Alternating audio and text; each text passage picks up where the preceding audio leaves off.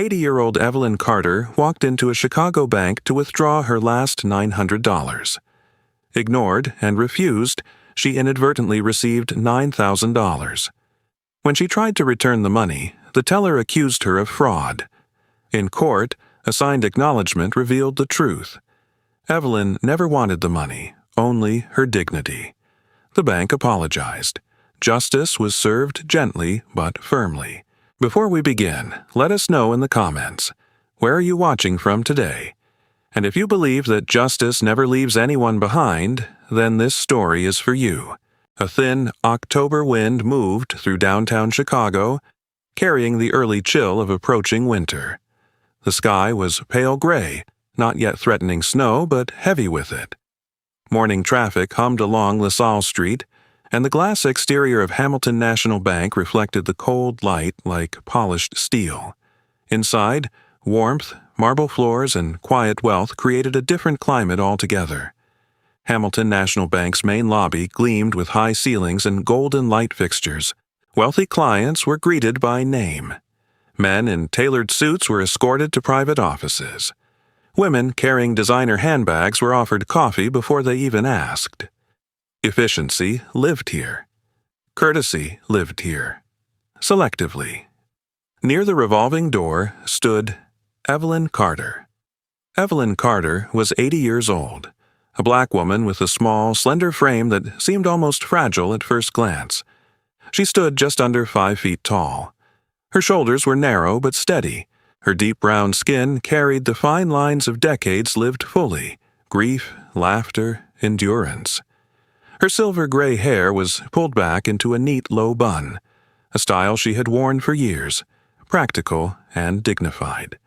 Her dark eyes were soft, yet observant, the kind of eyes that missed nothing but rarely reacted quickly. She wore a faded brown wool coat that had been carefully mended at the elbow. The coat was old, but clean.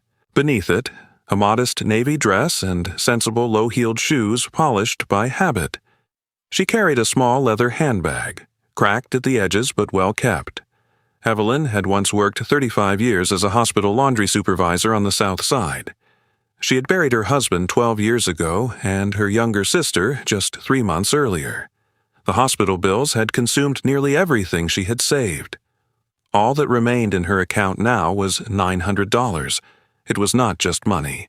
It was the last visible proof of decades of discipline and sacrifice. She stepped inside. The warm air brushed against her face. No one rushed forward. A receptionist glanced at her briefly and then looked past her toward a man in a navy suit entering behind her. "Good morning, Mr. Henderson," the receptionist called brightly, stepping away from her desk. Evelyn moved quietly toward the self-service kiosk and pressed the button for a waiting number. The small printed ticket read, 184. She found a seat along the wall and folded her hands in her lap. Time passed. Customers who arrived after her were greeted personally by staff members who seemed to recognize opportunity in expensive clothing. An elderly white couple was guided to a desk within minutes. A young tech executive with wireless earbuds was escorted past the queue entirely. Evelyn waited. She did not sigh. She did not complain. Across the lobby stood Daniel Brooks. Daniel Brooks was 38 years old, tall at 6'2" with an athletic but lean build. His skin was a rich mahogany tone, his features sharp but composed. He wore a charcoal gray suit that fit precisely, not flashy but deliberate. His hair was cropped close and professionally styled. His dark brown eyes were alert and analytical, constantly reading rooms the way some people read books. Daniel had grown up in a working-class Chicago neighborhood where his mother had cleaned offices at night. He had seen banks deny loans in ways that were subtle but patterned. That childhood had shaped him. Now he was a civil rights attorney specializing in financial discrimination cases. He was in the bank that morning to meet the branch manager about another complaint involving unequal treatment toward minority clients. He noticed Evelyn within minutes, not because she spoke, because she didn't. He noticed how no one approached her. He noticed how her number had not been called, even as the queue thinned. Daniel checked his watch, but said nothing. Nearly 55 minutes later, the digital screen flickered. "Window 4, the automated voice announced. Evelyn rose slowly, steadying herself with quiet control, and walked toward the counter. Behind window 4 sat Jessica Miller. Jessica Miller was 26 years old. She stood tall at 5'7" with a slim, sharp posture. Her blonde hair fell straight to her shoulders, styled carefully that morning. Her blue eyes were quick and expressive, though often narrowed in impatience. She wore subtle but expensive makeup and a fitted bank-issued blazer tailored slightly tighter than required. Jessica had graduated with a finance degree but had not yet achieved the promotion she expected. She believed she deserved faster advancement. Her father, a retired sales manager who valued assertiveness over empathy, had raised her to believe that success meant efficiency and dominance. Over time, that belief hardened into something colder. She treated high-value clients warmly and low-value clients mechanically. When Evelyn approached, Jessica was laughing softly into her phone. "Yeah, I know. He actually thought I'd stay late for that," she whispered, covering the receiver half-heartedly. Evelyn stood quietly at the counter. Jessica finally looked up, irritation flashing across her face before she muted the call. "Yes," she said briskly. "I would like to withdraw my balance." Evelyn replied in a calm, even tone. Jessica typed quickly. "You're withdrawing how much?" "All of it." Jessica's eyes flicked to the screen. $900? She repeated, and though she tried to flatten her voice, a faint disbelief slipped through. "Yes, ma'am." Jessica shrugged slightly. "All right?" Her fingers moved quickly across the keyboard. She did not look at Evelyn again. She did not ask why. She did not smile. Behind them, Daniel shifted slightly to observe more clearly. Jessica counted the cash with speed. Too much speed. Her movements were automatic. Bills stacked, rubber band wrapped, envelope sealed. She slid it across the counter. "Count it before you leave," she said flatly. Evelyn placed her weathered hands over the envelope. Her fingers were thin but steady. She nodded. "Thank you." Jessica had already picked her phone back up. Evelyn turned and walked away from the counter. Daniel watched her. He watched the way she walked. Slow but upright. He watched Jessica resume her phone call before Evelyn had reached the door. He felt something tighten in his chest, not yet anger, just recognition. Near the entrance stood a security guard named Mark Sullivan. Mark was 53, broad-shouldered, former military. His hair was graying at the temples. He had kind eyes but had learned to remain neutral at work. He had seen arguments erupt over less. He had seen subtle tensions escalate quickly. He glanced briefly at Evelyn, but saw nothing alarming. Outside, the October wind pressed against the revolving door as Evelyn stepped back into the cold Chicago morning. She paused just beyond the entrance. She held the envelope in her hands. The traffic noise seemed louder now. For a moment, she simply stood there, small against the city skyline, clutching what she believed to be the last of her savings. Inside the bank, Jessica laughed into her phone again. Inside the bank, Daniel Brooks looked toward the door Evelyn had just passed through. Inside the bank, the polished floors still shone, and the number 184 disappeared from the screen. The chapter ends here, with Evelyn stepping out of Hamilton National Bank holding the envelope containing what she believes to be $900, unaware that a single counting error has just set events into motion.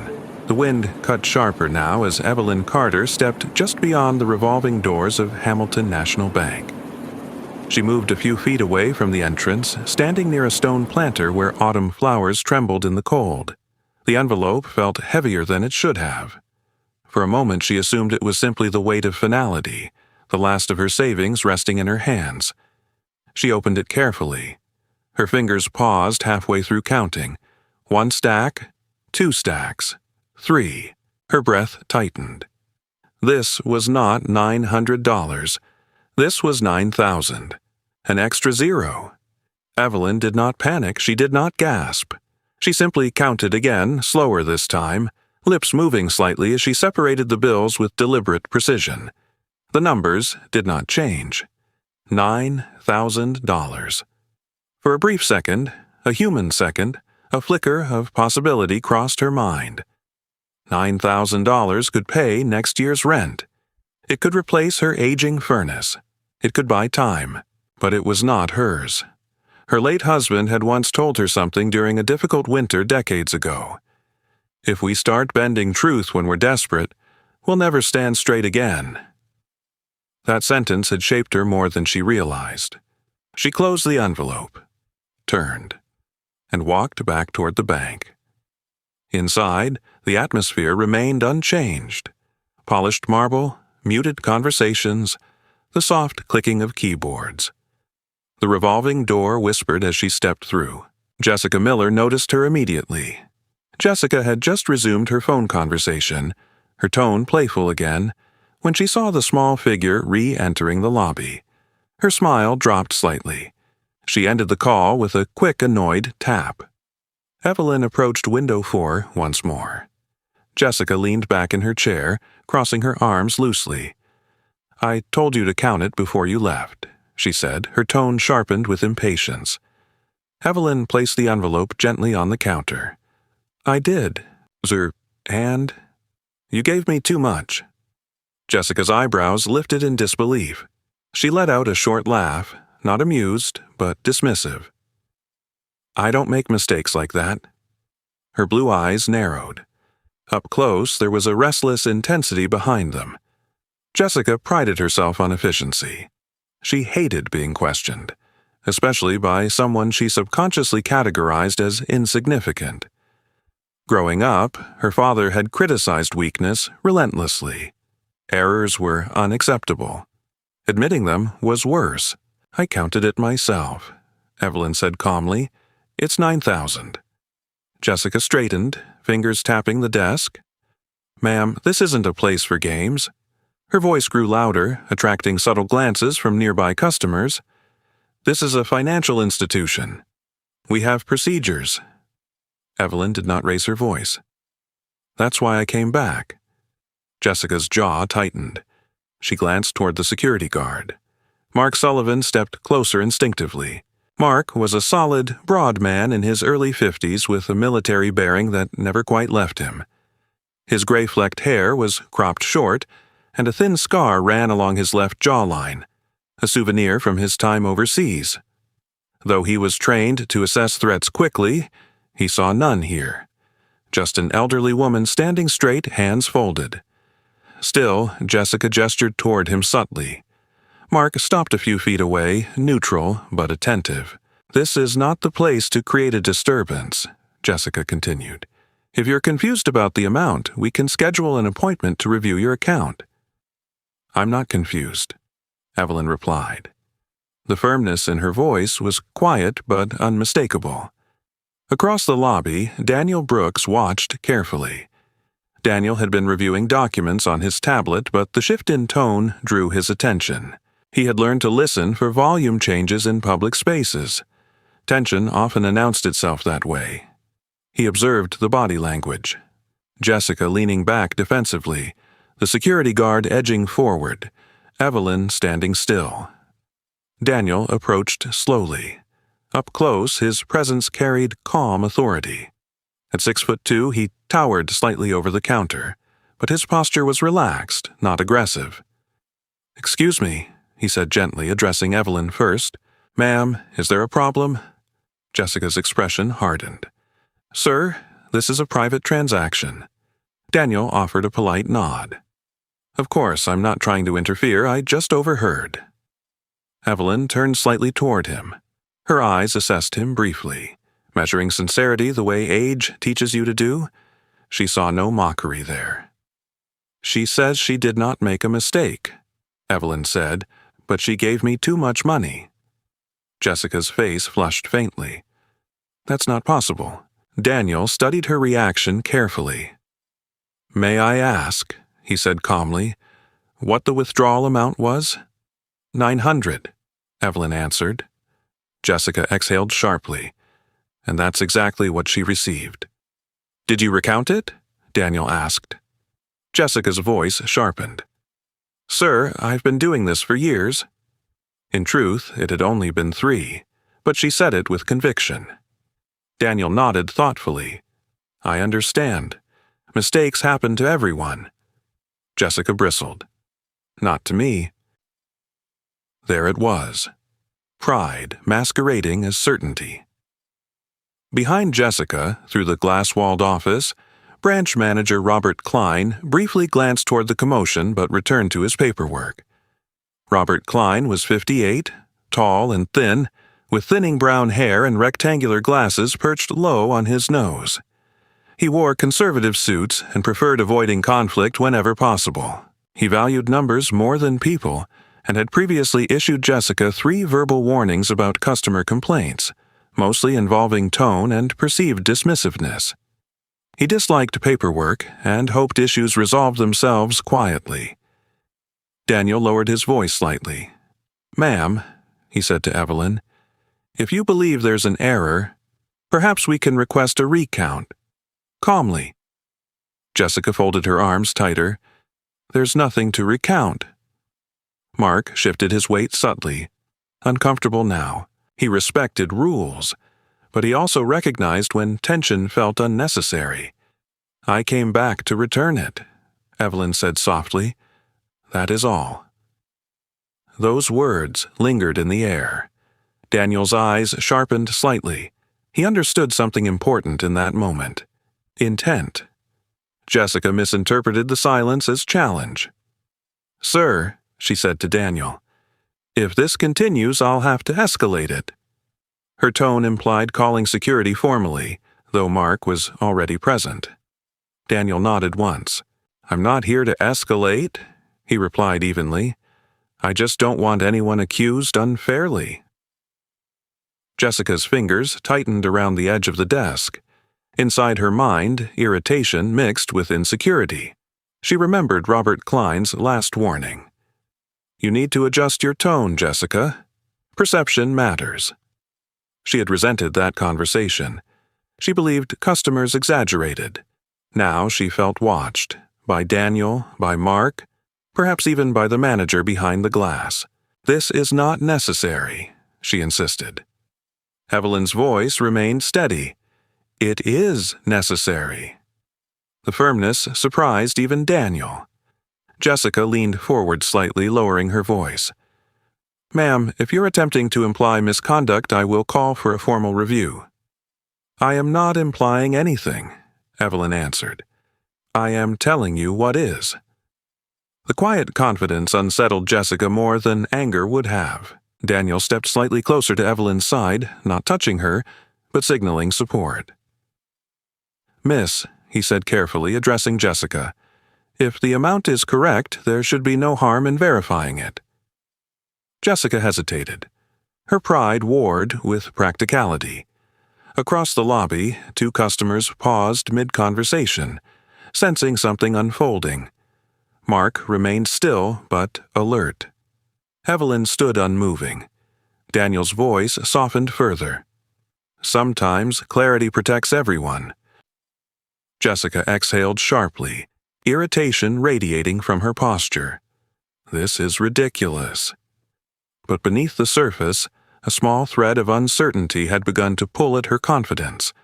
The envelope remained unopened on the counter between them, and that is where the moment held, suspended between denial and truth, as Daniel Brooks silently resolved that he would not walk away from what he had just witnessed. The chapter ends here. Evelyn has discovered she received $9,000 instead of $900, returned to the bank to report it, been dismissed and subtly threatened with security involvement, and Daniel Brooks has stepped forward, preparing to intervene. The tension at window 4 did not explode. It tightened. Daniel Brooks leaned slightly closer to Evelyn, lowering his voice so only she could hear. His tone was measured, almost gentle, but his eyes were focused with legal precision. "If she is certain there was no mistake," he said quietly, You can ask her to sign a written confirmation stating the transaction was processed accurately and that no discrepancy exists. That protects you." Evelyn turned her head slightly toward him. She did not fully understand legal procedure, but she understood fairness. "You mean, she writes that everything is correct?" "Yes," Daniel replied softly, "if she believes it is." Jessica watched them with visible irritation. She disliked side conversations happening in front of her counter. It felt like loss of control. "What now?" she snapped, her voice lower but edged.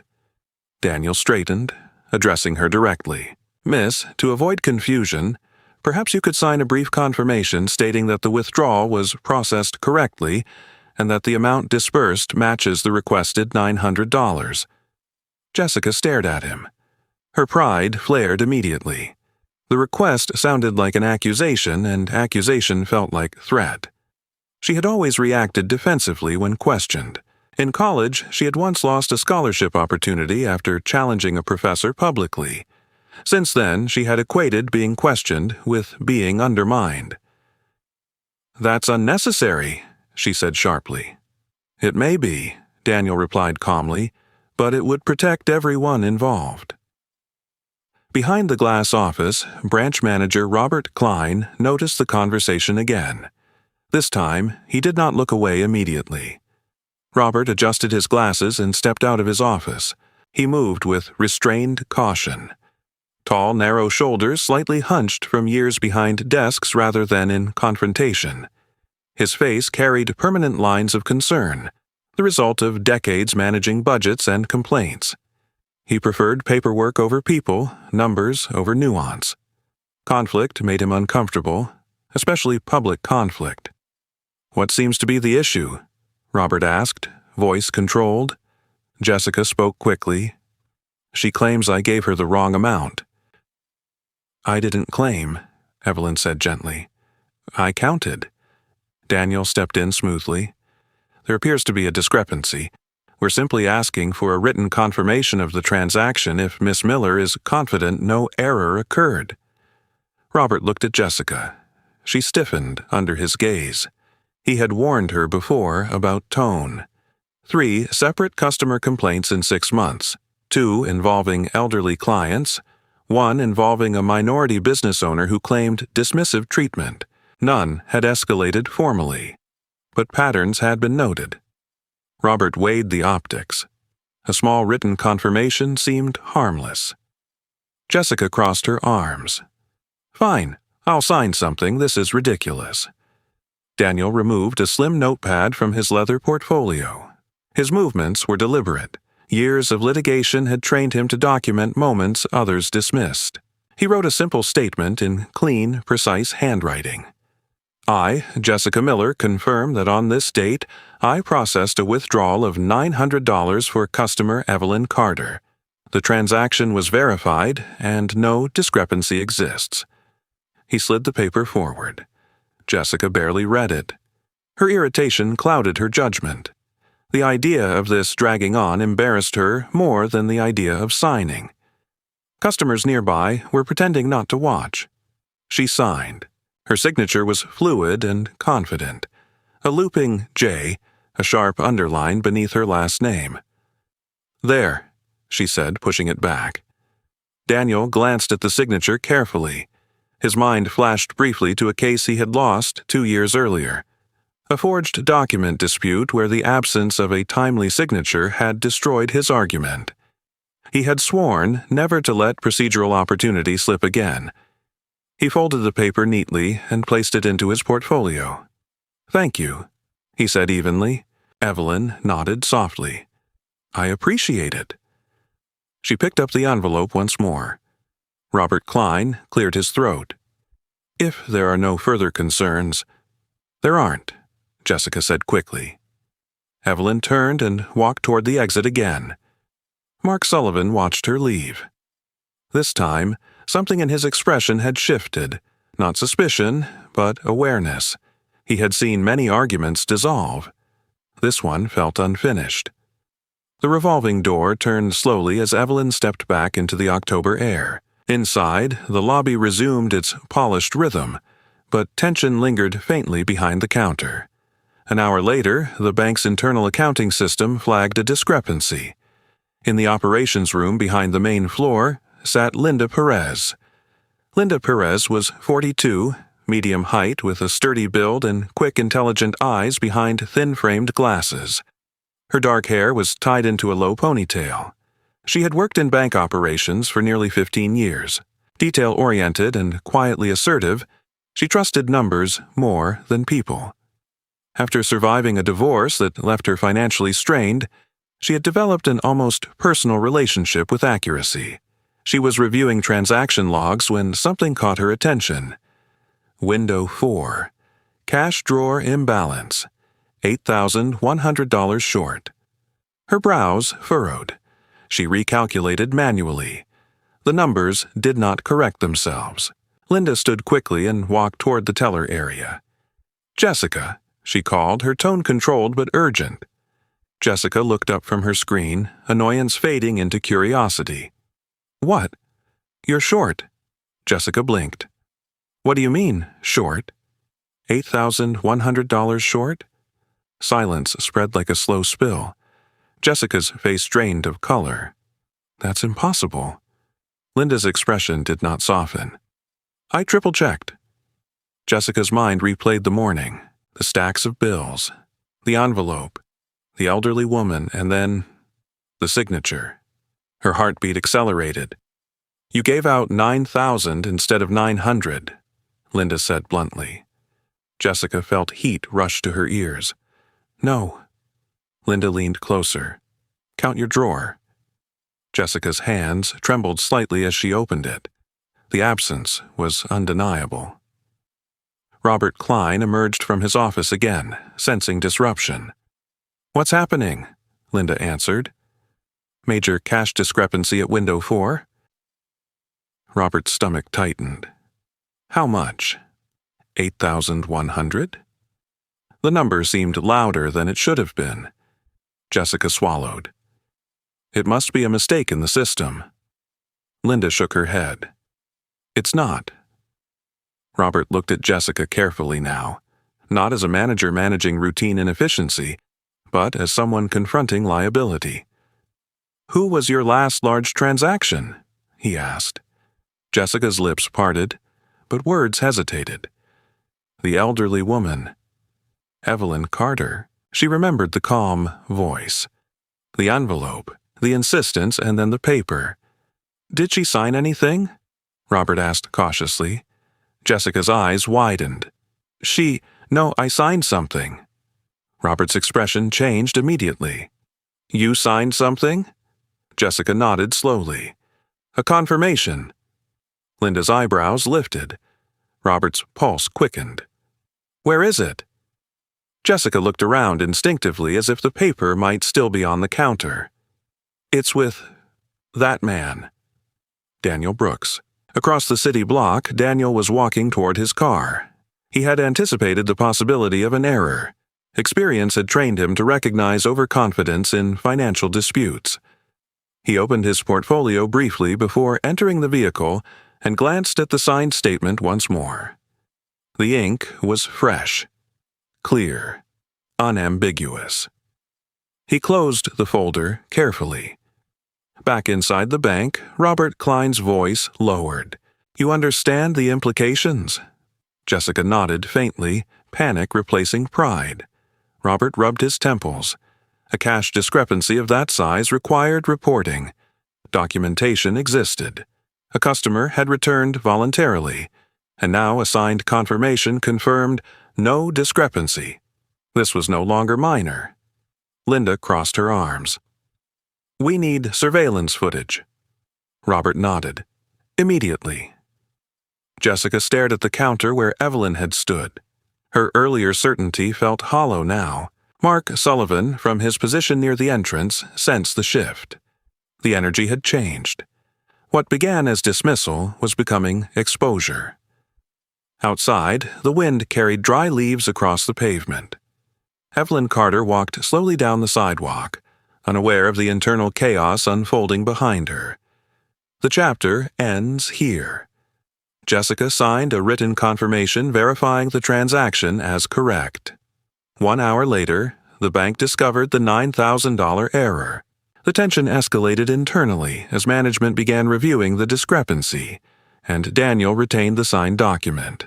By late afternoon, the atmosphere inside Hamilton National Bank had shifted from embarrassment to containment. The internal review confirmed what the numbers had already exposed. $9,000 had been disbursed instead of $900. The signed confirmation, now in Daniel Brooks' possession, complicated everything. In the executive conference room upstairs, a long rectangular table beneath recessed lighting, Robert Klein sat stiffly at one end. Across from him was Margaret Hale, the bank's regional compliance officer. Margaret Hale was 55, tall and angular, with short steel-gray hair cut sharply at the jawline. Her posture was military straight, her voice calm but firm. She had built her career navigating legal exposure for financial institutions. Margaret believed in minimizing risk first, apologizing second. She reviewed the incident report with narrowed eyes. "We have an elderly customer in possession of funds that exceed her authorized withdrawal," she said evenly, "and a teller who signed a written confirmation stating no discrepancy existed." Robert rubbed his forehead. She returned to report the error. Margaret looked up. "And left with the funds?" Robert hesitated. "Yes." Margaret closed the folder slowly. "Then, from a legal standpoint, we position this as intentional retention of funds. We file before the narrative forms against us." Jessica Miller sat 2 chairs away, hands clasped tightly in her lap. The earlier confidence was gone, replaced by tight fear. She had changed out of her blazer and into a neutral cardigan, as though soft fabric might soften consequences. Her blonde hair, once perfectly styled, now fell slightly disordered around her face. "I didn't do anything wrong," she insisted quietly. She manipulated the situation. Margaret's eyes flicked toward her. "Then you will state that clearly." Jessica nodded, clinging to the lifeline of certainty. She convinced herself of a version where the elderly woman had exploited a moment of distraction. By the following morning, the bank's legal department filed a civil complaint against Evelyn Carter for fraudulent retention of funds and deceptive conduct. The document was concise but sharp. It traveled quickly. Across the city, Daniel Brooks sat in his modest law office on Wabash Avenue when the filing notification appeared in his inbox. His office was not large, but it was organized with precision: shelves of case law, framed newspaper clippings from past victories, and a single photograph of his mother standing outside a factory where she once worked double shifts. Daniel read the complaint without surprise. He had anticipated escalation. He leaned back in his chair, fingers steepled under his chin. Filing first was a strategic move. It reframed the elderly woman as defendant rather than victim. He respected the calculation. He dialed Evelyn. Her apartment was on the 3rd floor of a red brick building on the south side. The hallway smelled faintly of old paint and laundry detergent. Inside, her living room was small but meticulously tidy. Framed black and white photographs lined the walls. Her wedding day, her sister in a nurse's uniform, her husband smiling beside a rusted pickup truck long gone. Evelyn answered on the 3rd ring. "Yes?" "Mrs. Carter?" Daniel said gently. "The bank has filed a civil suit." There was silence, then a steady breath. "For returning their money?" "For alleging that you intended to keep it." Another pause. "I see," she said quietly. Daniel admired her composure. Many clients would have panicked. Evelyn absorbed information slowly, like someone who had survived worse storms. "I would like to represent you formally," Daniel continued, "if you allow me." "You believe I did wrong?" she asked. "No," he said simply. "I believe you did right." A faint exhale escaped her. "Then yes," she replied. Daniel began preparing immediately. Meanwhile, news of the filing spread beyond legal circles. A young reporter named Claire Bennett received a tip from a courthouse contact. Claire Bennett was 29, slender and sharp-featured, with observant gray-green eyes that missed little. Her brown hair was often tied into a loose ponytail, more practical than fashionable. She worked for the Chicago Herald, a mid-sized local paper struggling to maintain readership in the digital age. Claire had entered journalism after her father lost his small business during the 2008 financial crisis. Watching banks avoid accountability had shaped her instincts. She pursued financial inequity stories with particular intensity. When she read the filing, something unsettled her. An 80-year-old woman accused of fraud over an overpayment she had reportedly attempted to report? Claire began digging. She requested public complaint records connected to Hamilton National Bank's downtown branch. Within hours, she identified 4 prior internal complaints linked to Jessica Miller, 2 alleging dismissive behavior toward elderly customers, 1 involving a Latino business owner claiming unequal loan communication, and 1 from a black retiree who reported feeling spoken down to. Patterns mattered. Claire scheduled interviews quietly. By evening, a short digital article appeared online.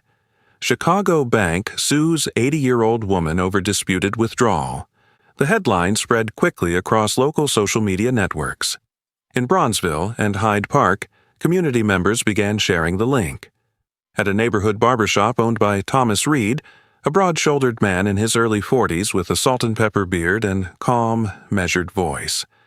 Customers discussed the story. Thomas had grown up watching his own grandmother struggle with banking errors dismissed as her confusion. "This don't sit right," he muttered. Across town at a small church community center, Pastor Lionel Grant read the article aloud during a weekly gathering. Pastor Grant, tall and dignified with warm, resonant speech, believed deeply in civic accountability. "If this is accurate," he said, "we cannot remain silent." Back at Hamilton National Bank, Margaret Hale monitored online traction with narrowing concern. "This is becoming a reputational issue," she told Robert. Robert shifted uneasily. "Should we reconsider?" Margaret shook her head. "Withdrawing now signals weakness." Jessica read the article alone in her apartment that night. Her apartment was modern but sterile, white walls, minimal decor, a glass coffee table rarely used. She scrolled through comments with rising anxiety. Strangers questioned her character. She told herself they didn't know the truth. She repeated that phrase until it felt almost convincing. The following morning, Daniel held a brief press statement outside his office. He did not dramatize. He stood tall, suit crisp, voice controlled. Mrs. Evelyn Carter returned to the bank voluntarily to report an overpayment. She was dismissed. She obtained a signed confirmation verifying the transaction as accurate. The bank's decision to file suit is not only legally flawed, but ethically troubling. He held up a copy of the signed document, the signature clearly visible. Flashbulbs flickered. Claire Bennett stood in the second row, recording. The narrative was shifting. In Evelyn's apartment, neighbors began knocking softly at her door. Mrs. Hattie Collins, a 73-year-old widow with bright scarves and an outspoken personality, brought homemade cornbread. "You ain't alone," she said firmly. Evelyn smiled gently. She had never sought attention. She had sought correction. Signs read, "Respect our elders," and signs read, "Respect our elders," and "Dignity has no dollar amount." Mark Sullivan, standing at the entrance, watched quietly.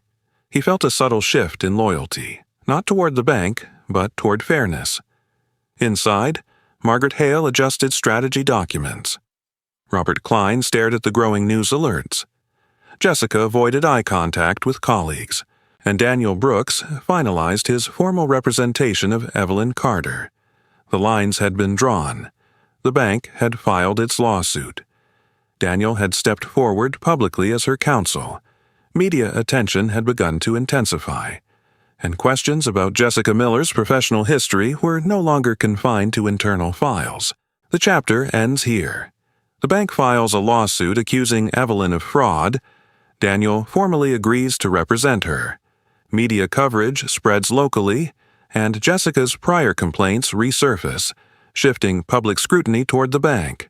The courtroom of Cook County Courthouse carried a different kind of silence than the bank had. It was older, heavier, wood-paneled walls darkened by decades of verdicts, high windows filtering pale winter light across polished benches. Outside, the air had turned colder than the week before, a sharp wind sweeping down the stone steps where a small but steady group of community members gathered. Their signs were simple, handwritten in thick black letters. Respect every dollar. Respect every person. Inside, Evelyn Carter sat at the defense table. She wore the same navy dress from the day at the bank, though pressed more carefully this time. Her brown wool coat rested neatly folded beside her. Her silver-gray hair was secured tightly in its familiar low bun. Her posture was upright, hands folded gently over one another. She did not look like a criminal.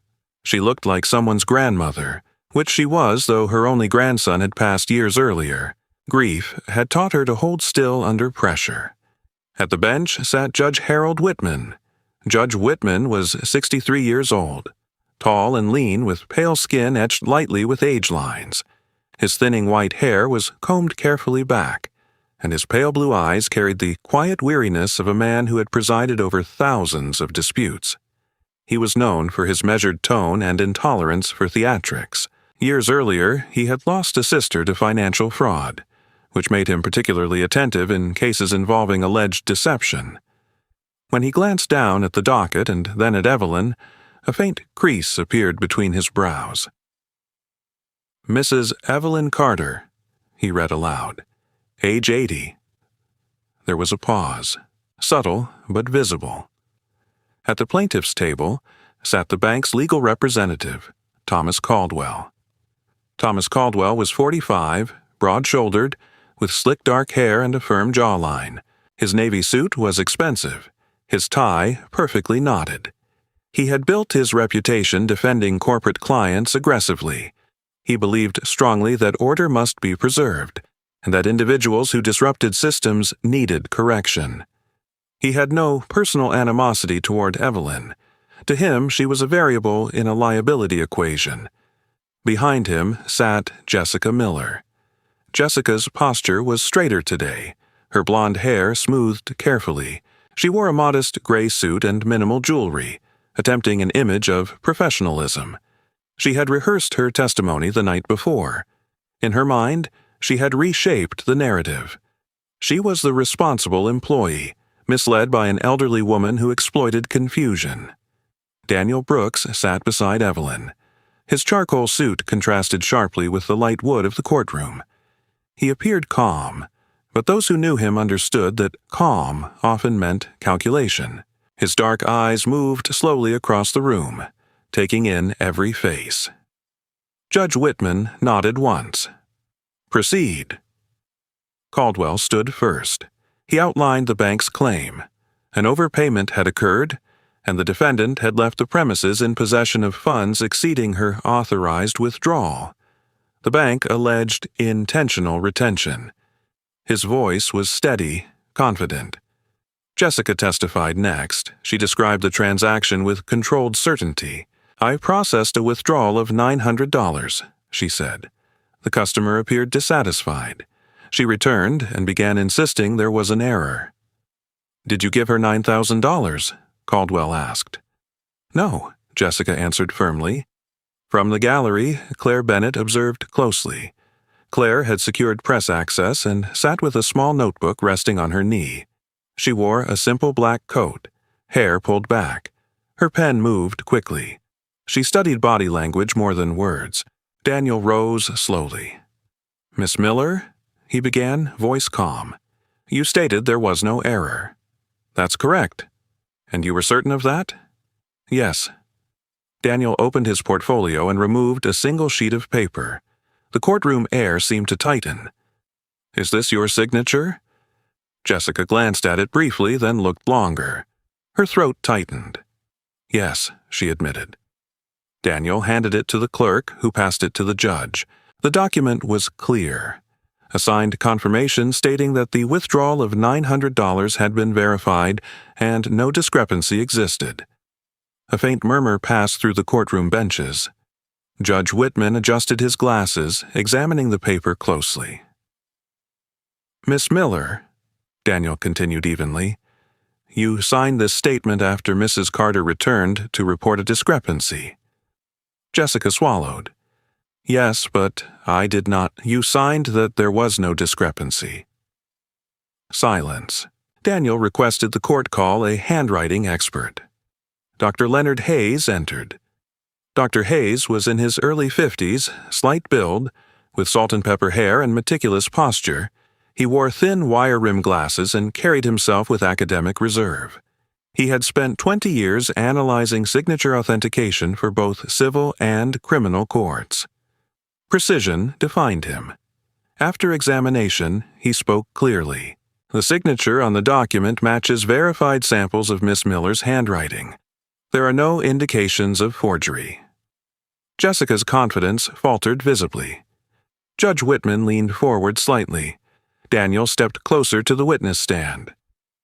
"Miss Miller," he asked quietly, "when Mrs. Carter returned to the counter, did you treat her with patience?" "Yes." "Did you consider the possibility that you had made a mistake?" I did not believe I had." Daniel's tone remained measured. "Did you dismiss her concern because she was elderly?"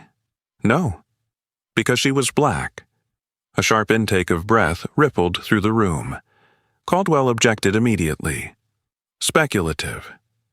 Judge Whitman considered for a moment. "Overruled. The witness may answer." Jessica's voice tightened. "No." Daniel continued softly. "Or because $900 did not seem significant to you." Jessica had no immediate response. In the gallery, Claire Bennett exchanged a glance with another reporter. She had prepared something for this moment. When Daniel concluded his questioning, Claire quietly provided the court clerk with copies of documented prior complaints tied to Jessica's employment history. The documents had been obtained legally through public access records. Judge Whitman reviewed them. 4 prior internal complaints, 2 involving elderly customers describing dismissive treatment, 1 referencing tone toward minority clients. Caldwell's jaw tightened. Outside the courthouse, the wind carried the steady murmur of community members gathered on the steps. Pastor Lionel Grant stood near the front, tall and dignified, hands folded. Beside him, Thomas Reed from the barber shop held a sign calmly. They were not shouting. They were present. Inside, the atmosphere shifted palpably. Judge Whitman looked at Evelyn. "Mrs. Carter," he asked gently, "did you intend to retain funds that were not yours?" Evelyn's voice was steady. "No, Your Honor. I returned to report the mistake." "And obtain this signed confirmation?" "Yes." There was no tremor in her tone. Daniel spoke one final time. "Your Honor, this case is not about missing money. It is about whether an 80-year-old woman who attempted to correct an error should be labeled a fraud because she insisted on being heard." Silence filled the room. Judge Whitman sat back, eyes resting briefly on Jessica, then on the signed document. The balance of perception had shifted. The chapter ends here. The court proceedings reveal the signed confirmation as authentic. Jessica's prior complaints surface. Daniel challenges her treatment of Evelyn, and outside, the community stands in visible support of dignity and fairness. The courtroom remained still after Daniel's final words faded into the wood-paneled air. No one shifted. No one coughed. Even the faint scratching of reporters' pens had stopped. Judge Harold Whitman sat with both hands folded before him, pale blue eyes fixed on Jessica Miller. The weight of accumulated evidence, the signed confirmation, the handwriting verification, the documented complaints, lingered heavily in the room. Judge Whitman removed his glasses slowly and placed them on the bench. "Miss Miller," he said evenly, his voice controlled but unmistakably firm, You signed a written confirmation stating that no discrepancy existed. The court has heard testimony that Mrs. Carter returned voluntarily to report an overpayment. You dismissed her concern. Jessica's breath grew shallow. The courtroom felt smaller, air thinner. Judge Whitman held her gaze. I believe, he continued, that you now understand what must be done. It was not a shout. It was not dramatic. It was measured, but it landed harder than raised voices ever could. Jessica's composure fractured. Her shoulders trembled first, then her lower lip quivered despite her effort to steady it. The months of ambition, the defensive pride, the need to appear flawless, all collapsed beneath the clarity of public truth. Tears spilled before she could stop them. I didn't mean, she began, voice breaking. Her knees weakened. In an unexpected and uncalculated motion, Jessica stepped away from the witness stand and turned toward Evelyn. Then she lowered herself. Not theatrically, not gracefully, but heavily, knees touching the polished courtroom floor. Gasps rippled faintly through the gallery. Jessica bowed her head. I'm sorry, she said, voice shaking openly now. I should have listened. I should have checked. It was not the apology of someone cornered by strategy. It was the apology of someone confronted by consequence. Evelyn Carter did not move immediately. She remained seated, hands folded gently in her lap, eyes steady. Her small frame seemed almost fragile against the large courtroom backdrop, but there was nothing fragile about her composure. She stood slowly. When she spoke, her voice was soft but carried clearly. I never intended to keep what wasn't mine, she said. I returned because it was not mine. You refused to hear me. There was no anger in her tone, no triumph, only fact. Jessica's head remained lowered. Daniel Brooks observed quietly from beside Evelyn. He had witnessed countless courtroom confrontations, but rarely moments where ego dissolved so visibly. He did not intervene. He understood that this was no longer a legal exchange. It was human reckoning. Judge Whitman nodded once. Mrs. Carter, he said gently, do you still possess the overpayment? Evelyn reached into her modest handbag and withdrew a sealed envelope. She had kept it untouched. The same rubber band, the same bills. She stepped forward and placed it on the clerk's desk. $8,100, she said calmly. All of it. The clerk verified the amount quickly. There was something symbolic in the gesture. Not surrender, not defeat, but closure. Judge Whitman cleared his throat. After reviewing all testimony and evidence, this court finds no intent of fraud on the part of Mrs. Evelyn Carter. The words were deliberate. She is not guilty of fraudulent retention or deceptive conduct. A wave of relief passed through the gallery. Outside the courthouse, the gathered crowd seemed to sense the shift even before confirmation reached them. Judge Whitman continued. The court further finds that Hamilton National Bank failed to exercise appropriate professional diligence in addressing the reported discrepancy and escalated a matter that should have been resolved internally. His gaze shifted briefly toward the plaintiff's table. Therefore, this court orders the bank to issue a formal public apology to Mrs. Carter and to compensate her for reputational damage and legal distress. Thomas Caldwell sat rigidly, jaw tight, but did not object. Judge Whitman concluded firmly. This case is dismissed. The gavel struck once. Not loud, but final. Jessica remained kneeling a moment longer before slowly rising. Her eyes were red, makeup slightly smudged. The carefully constructed image of competence had dissolved. Robert Klein stood in the back of the courtroom, face pale. His earlier reluctance to confront small complaints now felt dangerously short-sighted. Margaret Hale, seated beside him, maintained composure, but her jaw tightened subtly. Corporate miscalculation had become public liability. Outside, Pastor Lionel Grant raised his hand slightly as reporters began confirming the verdict. Thomas Reed exhaled deeply. The signs reading, "Respect every dollar, respect every person," were lifted higher, not in protest now, but in affirmation. Inside the courtroom, Evelyn turned slightly toward Jessica. "I hope," she said quietly, "you treat the next person differently." Jessica nodded, unable to meet her eyes. Later that afternoon, Hamilton National Bank issued a formal internal statement. Within 48 hours, Jessica Miller's employment was terminated permanently. The dismissal cited professional misconduct and failure to adhere to customer care protocols. Though the statement was corporate in tone, the message was clear. The bank's board mandated immediate implementation of mandatory anti-bias and customer dignity training across all Chicago branches. To lead the initiative, they appointed Dr. Samuel Green. Dr. Green was a 60-year-old organizational ethics consultant with calm authority and warm brown eyes behind square glasses.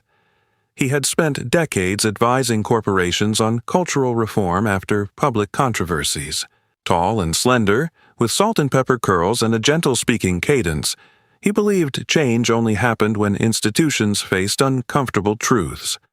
His first meeting with branch managers was quiet but pointed. "Respect is not a marketing strategy," he said evenly. "It is a practice." Meanwhile, Daniel Brooks returned to his office to find 3 voicemail messages from prospective clients. Word had traveled. Elderly residents, small business owners, individuals who once felt dismissed, they were reaching out. Daniel sat briefly at his desk, looking at the signed confirmation now resting beside him. A single signature had shifted a narrative. Not because of technicality, but because of insistence. In her apartment that evening, Evelyn placed her brown coat carefully back into the closet. She moved slowly, thoughtfully. The apartment felt quieter than usual. "Mrs.?" Hattie Collins knocked softly on her door again, this time bringing tea instead of cornbread. "You did good?" Hattie said, smiling wide. Evelyn shook her head gently. "I only did what was right." And that was the truth. She had not sought to punish. She had sought to return what was not hers. The chapter ends here. Jessica publicly acknowledges her error. Evelyn returns the full $8,100. The court declares her not guilty. The bank is ordered to apologize and compensate her. Jessica is terminated, and institutional reforms are mandated. 1 month later, Chicago wore a different shade of light. Winter had not yet fully arrived, but the sharp winds of October had softened into a pale golden November afternoon. The sky above LaSalle Street stretched clear and high, sunlight reflecting off the mirrored exterior of Hamilton National Bank. The building looked the same from the outside, polished glass, steel edges, corporate symmetry, yet something inside had shifted. Mounted beside the revolving doors was a new bronze plaque. It read in clean engraved letters, "Every customer matters." The words were simple, but they carried weight.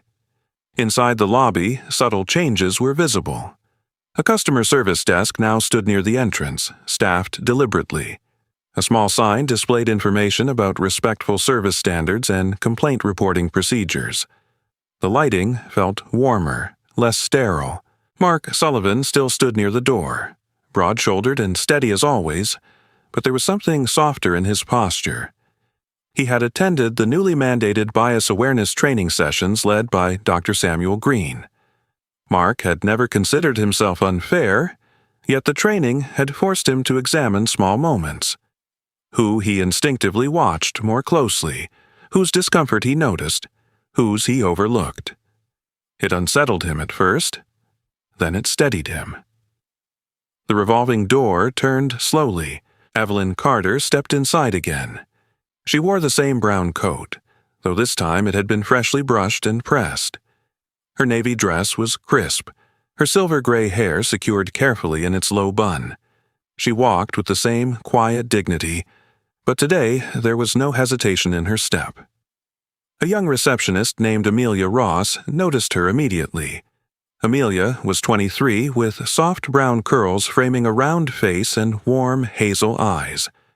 She had joined the bank only 2 weeks earlier.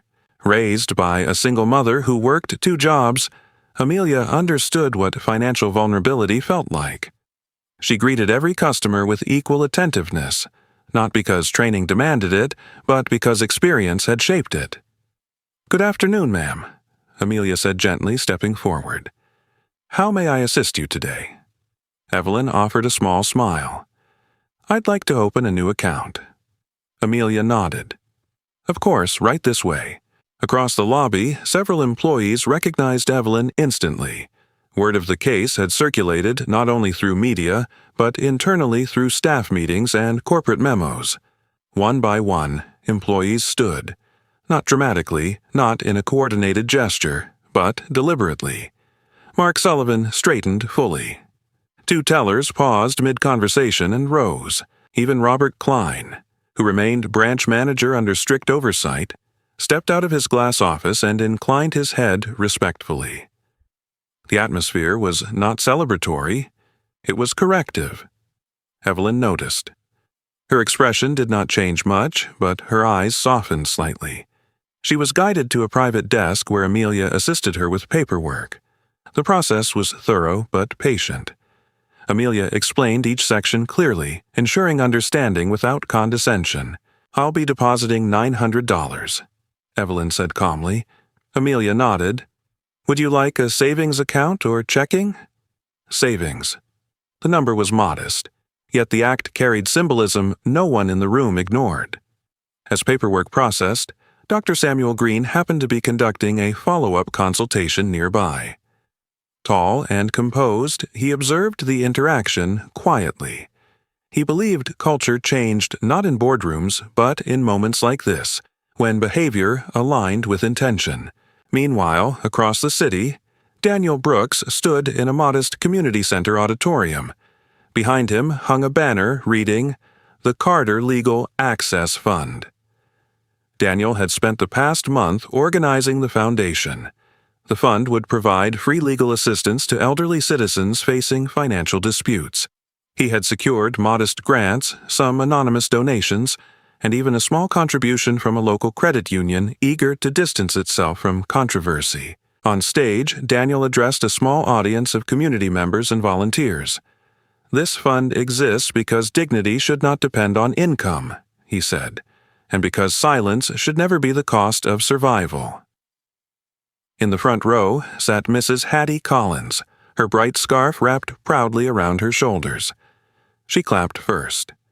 Claire Bennett was also present, notebook in hand. Over the past month, Claire had expanded her initial article into a long-form investigative piece titled "The Extra Zero: When Integrity Outweighed Power." The article examined not only Evelyn's case but broader patterns in financial institutions across Chicago. It included interviews, data analysis, and personal narratives from elderly residents. The piece gained national attention.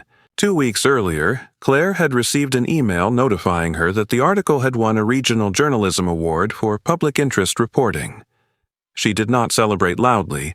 Instead, she updated the article online with new resources for readers facing similar issues.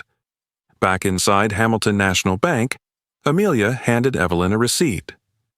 "Your deposit has been processed," she said warmly. $900. Evelyn accepted the printed slip carefully. For a brief moment, she held it in her hands, the thin paper reflecting the afternoon sunlight filtering through tall windows. It was the same amount, but the meaning was different. Robert Klein approached cautiously. "Mrs. Carter," he said, voice lower than usual, "I want to personally thank you for returning." Evelyn looked at him gently. "I did not return for you," she replied. "I returned for myself." Robert nodded slowly. He understood. Across the lobby, a small, framed copy of the new service commitment policy hung beside the teller windows. Employees had signed it collectively. Mark watched as Evelyn prepared to leave. He stepped forward slightly and opened the door for her, not out of obligation, but respect. Outside, Chicago's afternoon sun cast long golden streaks across the pavement. The air was cool, but no longer biting. Evelyn stepped onto the sidewalk. In her hand was a receipt for $900. Behind her stood a bank, attempting to repair itself. Across town stood a legal fund just beginning its work. In newsrooms, an article continued to circulate. The money itself had not transformed the city. $900 had not shaken corporate infrastructure. But integrity had. Evelyn paused briefly at the edge of the sidewalk and looked upward at the clear sky. Her husband's words echoed faintly in memory. Stand straight. She had. And because she had, something larger had adjusted its posture too. She walked slowly down the street, coat brushing softly against her knees, the receipt folded carefully into her handbag. The chapter ends here. 1 month later, Hamilton National Bank publicly commits to reform. Evelyn returns to deposit her $900 into a new account and is treated with respect. Daniel launches a legal aid fund for elderly citizens. Claire's investigative article earns recognition, and Evelyn leaves the bank holding her receipt under the Chicago afternoon sun, proof that integrity, not money, changed the system. This story was never truly about $900. It was about how we treat people when we believe their voice does not matter. It was about the quiet moments in everyday life when we decide whether to listen or dismiss, to respect or to overlook. In our daily routines, at the grocery store, at the bank, at work, in traffic, we constantly face small moral choices. Most of them seem insignificant. A tone of voice, a glance, a decision to double-check instead of assume, a decision to apologize instead of defend pride. These small choices build the kind of society we live in. Evelyn Carter did not shout. She did not threaten. She did not demand revenge. She simply insisted on truth. Her integrity did not depend on who was watching. That is the real lesson. Character is revealed when it would be easier to walk away with what is not ours, or to stay silent when we are treated unfairly. We also learn something else. Systems are made of people, and when people choose dignity over ego, systems begin to change. One signature exposed negligence. One calm voice challenged arrogance. One elderly woman reminded a powerful institution that every customer matters. In our own lives, we may not stand in a courtroom, but we stand in smaller trials every day. When someone older speaks, do we listen? When someone poorer walks in, do we show the same respect? When we make a mistake, do we admit it, or do we defend our pride? This story calls us to live differently, to slow down, to verify before accusing, to value people more than appearances, to treat every dollar and every person with equal dignity. If this story touched you, share it with someone who needs a reminder that integrity still matters.